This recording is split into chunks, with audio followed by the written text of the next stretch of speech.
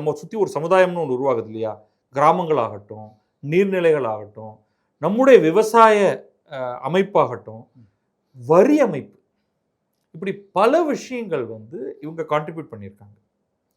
அதை நம்ம பெருசாக தெரிஞ்சுக்கிறது கிடையாது. நம்முடைய ஆட்சியாளர்களுக்கு வரலாறு பற்றிய புரிதல் கிடையவே கிடையாது. அது மோடி என்னத்தை இங்கே பண்ண போகிறாரு, இதனால் வாக்கு வந்துருமா, உண்மையிலேயே அதனால் வாக்கு வந்துரும்னா நீங்கள் இங்கே ஒவ்வொரு வாரமும் நீங்கள் ஹிஸ்ட்ரி லெக்சர் கொடுத்தாலே போதும். அப்படி இங்கே மக்கள் ஓட்டு போட்டாங்கன்னா உண்மையிலே இன்னைக்கு பாரதிய ஜனதா ஆட்சியில் இருந்திருக்கும். ஸோ அது லாங் கலாச்சார விஷயங்கள் எடுத்துட்டிங்கன்னா it's a long term process இல்லையா. அது ஜஸ்ட் ஓவர் நைட் நடந்துடாது.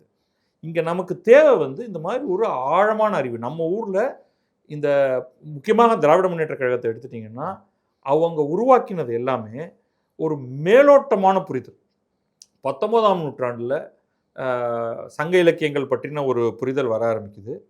அதுக்கப்புறமா தமிழ் பற்றிய ஒரு ஒரு அடிப்படையான தமிழ் மொழி குடும்பம் போன்ற சில விஷயங்கள்லாம் வருது.